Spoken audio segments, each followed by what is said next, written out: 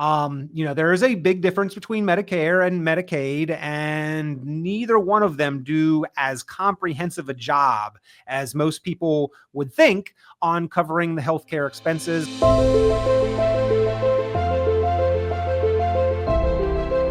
Peter, good to see you. Welcome back, everyone. Our countdown to retirement continues. Today, we have the 5 planning mistakes that you need to avoid.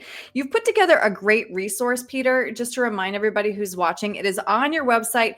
Anyone watching can go there, richonplanning.com, download it, keep it, read it at their own pace. So today, we're going to talk about the top 5 planning mistakes. So I know you've been doing this for a while. You've seen a lot of mistakes. Number 1, not having a grip on your retirement. GRIP is an acronym. What does it mean? Yeah, these are the high level mistakes. The GRIP is the Guaranteed Retirement Income Plan. Yes. And we all have a guaranteed source of income in Social Security. Well, most of us do. If we've had enough credits or are married and our spouse has been working, Social Security is supposed to be there for everyone. But a lot of people miss out on Social Security, and very few of us actually have pensions anymore. A lot of us miss out on optimizing the Social Security and the pension. In today's retirement, many Americans have had access to 401ks or other types of retirement savings and investment plans through their employers. These are not guaranteed sources of income. And so even though we have built more wealth than any previous generation in history, we have more doubt and uncertainty of, have I saved enough, or will my money last? And that's why we really need to back up and evaluate, well, how can we make the most of our guaranteed sources of income? And then we will figure out how to supplement from the investment capital as effectively as possible. But if you have not really backed up and strategized how to optimize your guaranteed retirement income plan, if you have not formulated that guaranteed retirement income plan, you might not have as good a grip on retirement as you would have liked. Mm-hmm. All right, mistake number 2, taking inappropriate risk. Of course, taking on too much or even too little risk can derail your retirement, but how do we know how much risk we should be taking? Right. It is a balancing act. And that's Yeah. why inappropriate does not indicate too much or too little. You could be on either side of this. And a lot of people kind of swing to the extremes of the pendulum here, is they are taking risk with every dollar they have, and a high level of risk might have too much risk, especially as we near retirement, or they are completely risk adverse. They don't want to have any risk with their money. So they're all kind of sitting in cash or interest bearing accounts. The secret is to find the proper balance, which can be a little bit of walking a tightrope, and in large part is kind of psychological in nature, is of figuring out what you could or should be comfortable with. But what can help with that is taking this bucket approach, where we've got different segments of your money purposed for different reasons, and there might be different levels of risk associated with each one of those different buckets. If it's short-term money, if it's emergency money, you shouldn't have any risk associated with that. If it's going to be used in the next 3 to 5 years, very low amount of risk associated with that, if any. And again, these can all be customized to your risk tolerance level, but we've got to have some growth and we've got to have some safety. So that intermediate bucket, money that might be like 5 to 10 years away from being used, we've got to have some growth on that. And then the 10 plus year money, like that long-term money, over time, the growth of investment is going to benefit you more than the interest rate that you're getting sitting that money in a bank style account. And if we've got 10 or more years, we've got time for the market to work effectively. It doesn't always go up, but it goes up over time. And if we've got a decade before we're intending to use the money, then we really need growth on those dollars, because the future is more expensive than it is today, and things are already expensive. So we need growth on our dollars to continue to account for inflation and provide us with a livable lifestyle into the future. Right. All right, mistake number 3 is a gross planning mistake, saving too much in those tax deferred accounts, as most of us do. Yeah, and gross in quotes here, right? Is that people often plan for retirement or outline their plans based on gross numbers and forget about the tax implications. Hmm. We've had a generation here that has saved in tax deferred accounts, Right. and that's been no mistake. Like, that's what we were taught to do. That's what we were told to do: defer and delay paying taxes, get the deduction while we were working, and pay the taxes in retirement. But it is time to change that paradigm. I mean, the Roth wasn't even available when most people started saving in these retirement accounts that offered tax deferral. And it really didn't become prevalent until well within most of today's kind of retiring generations career span. So don't kick yourself for saving in these tax deferred accounts, but don't forget that those are tax deferred accounts either. And I see a lot of people who are proud of themselves, rightfully so, for being debt free. Like, the kids are out of the house and off the payroll. There's no credit card bills that carry over more than month to month. Their vehicles and maybe even their homes are paid off, and they come in, they say, hey, we're debt free. And then we look at the retirement situation, and all of the assets are in tax deferred 401ks or IRAs. You're not quite as debt free as you think, because right there within that balance, your IRA is an IOU to the IRS. And if you don't remember that and plan effectively for that, it's not what you have, it's what you get to keep, Right. it's what you get Right. to spend. And we need to plan on those net numbers of what you are going to be able to spend to address and plan for lifestyle, not the lump sum balance that is yet to be taxed that is in that account. So don't make that gross planning mistake. Make sure that you are addressing the gross numbers, understanding that they are gross numbers, and accounting for the tax that you will have to pay into and throughout retirement. And by the way, the first few years of retirement, that is always a process of figuring things out, because during your working career, generally taxes are pretty simple. You show up to work, you earn money, and before you even get it, the taxes have been withheld. Right. In retirement, you have income coming from several sources, and you have to actually plan out how much to withhold or pay in taxes. So that is one of the benefits of sitting down with a professional. Can really help you coordinate and correlate the income generation, the account withdrawals, and how to take those gross numbers and assess what will be the net, how much you get to spend and how much you have to pay to Uncle Sam, and try to control that.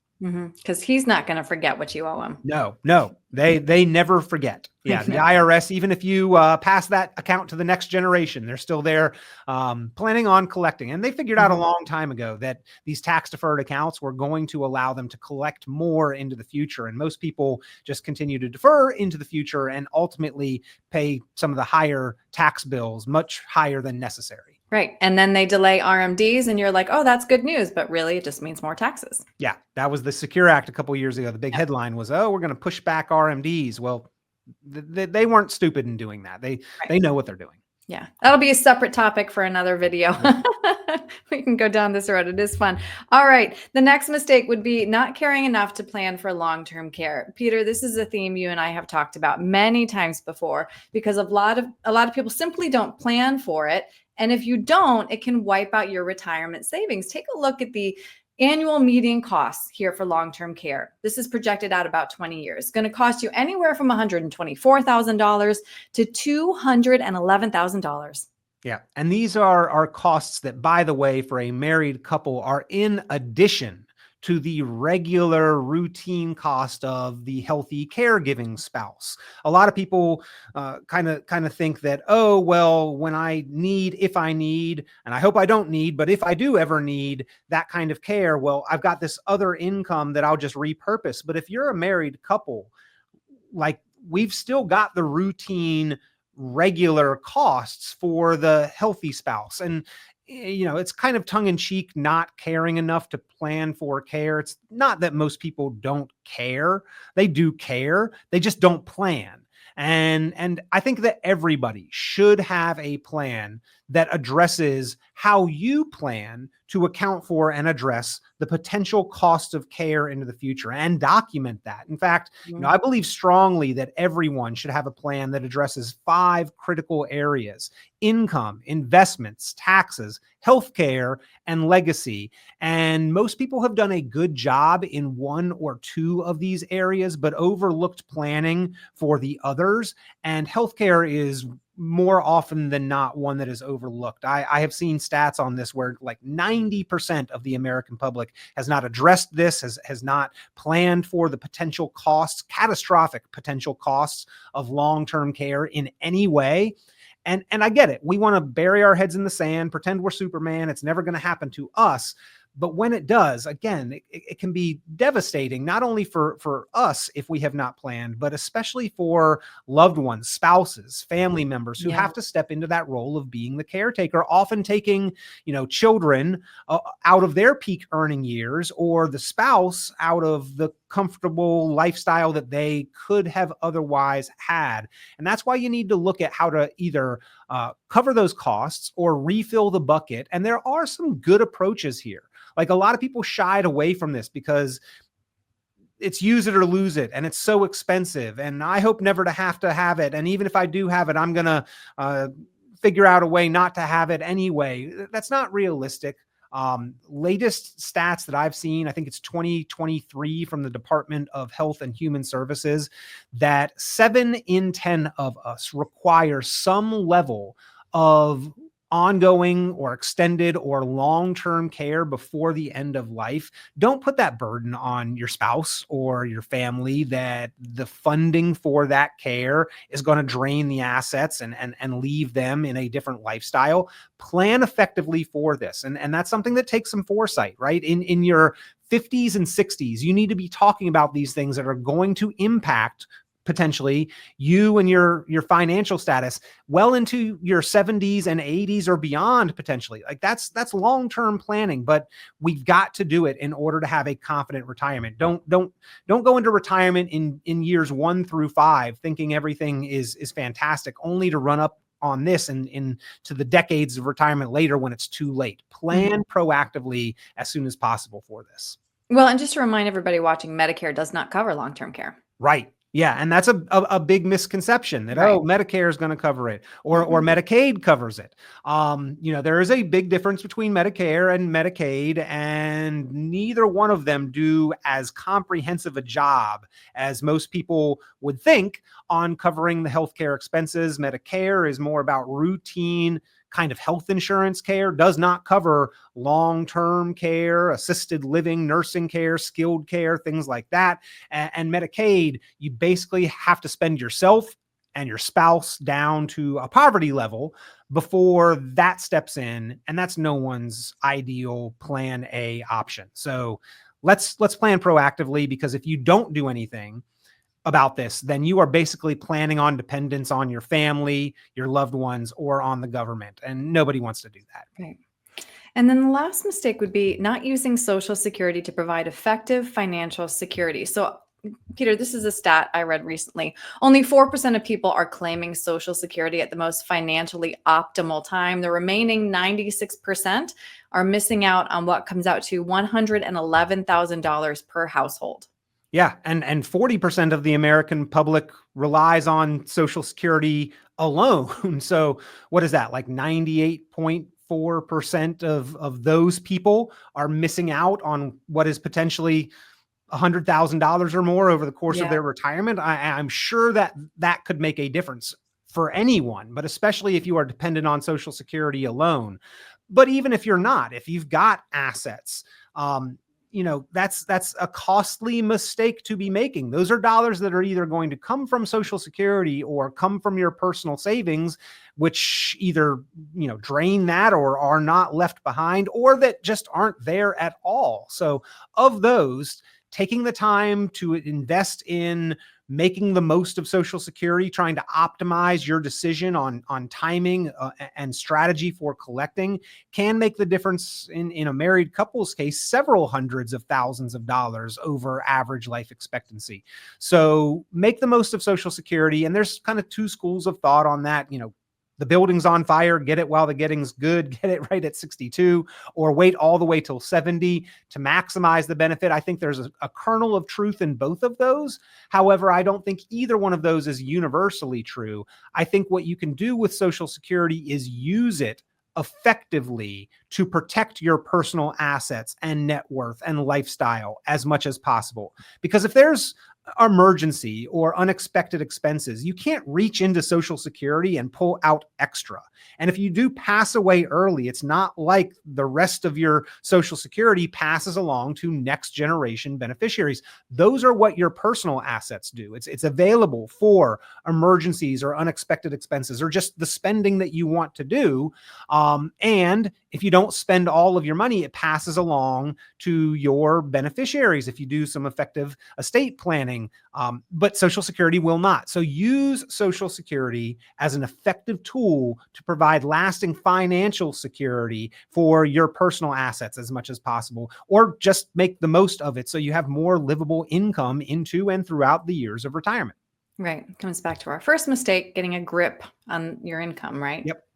All right. Absolutely. So Peter, just to, again, remind everyone, we've been doing this really fantastic series, Countdown to Retirement. This is on your website. So walk us through how we find our own downloadable copy. Yeah, this is number 5 of the 10 countdown steps to retiring. It's a series of reports. They're all available, compiled on the website. Go to RichonPlanning.com. That looks like richonplanning.com. If you go to the resources tab and then the downloads. Woo! Nothing to sneeze at here. All right, no problem. Go to the resources, go to the downloads, and then you'll see it right there, along with a copy of my book, Understanding Your Investment Options. But right there next to it is the Countdown to Retirement download with all 10 of these reports. So it's a lot of food for thought as you are getting ready for retirement.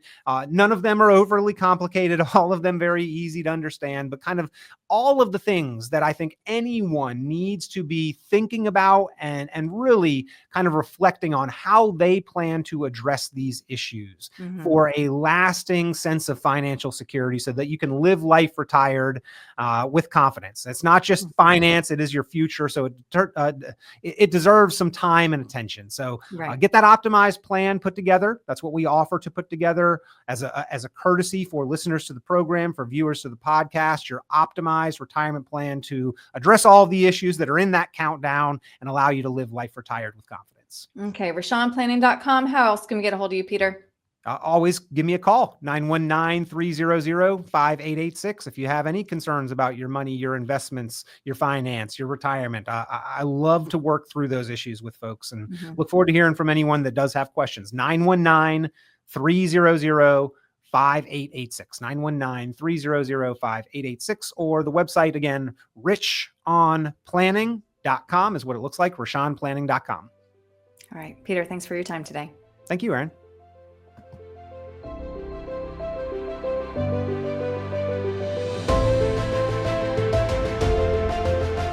Hey folks, Peter Richon here with Richon Planning. So glad that you are enjoying the podcast, Planning Matters Radio. You know, one of the tools that we've put out there that people really seem to appreciate and really are finding of value is at 919retired.com. It is your retirement tax bill calculator. If you've got any kind of retirement account, your tax deferred, 401k or IRA, this is the website, this is the resource where you can go, you can plug in your own numbers, your information, you can slide the tool calculator up and down for your tax rate or your amount of savings and see what your tax bill is likely to be if you default and defer to the IRS's plan versus what you could potentially bring that tax bill down to. A lot of times it is a very significant savings. So if you have not yet, go to the website 919retired.com, run your numbers on the retirement tax bill calculator.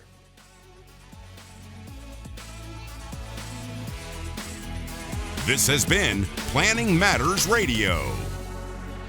The content of this radio show is provided for informational purposes only and is not a solicitation or recommendation of any investment strategy. You are encouraged to seek investment, tax, or legal advice from an independent professional advisor. Any investments and/or investment strategies mentioned involve risk, including the possible loss of principal. Advisory services offered through Brookzone Capital Management, a registered investment advisor. Fiduciary duty extends solely to investment advisory advice and does not extend to other activities such as insurance or broker-dealer services. Advisory clients are charged a quarterly fee for assets under management, while insurance products pay a commission, which may result in a conflict of interest regarding compensation.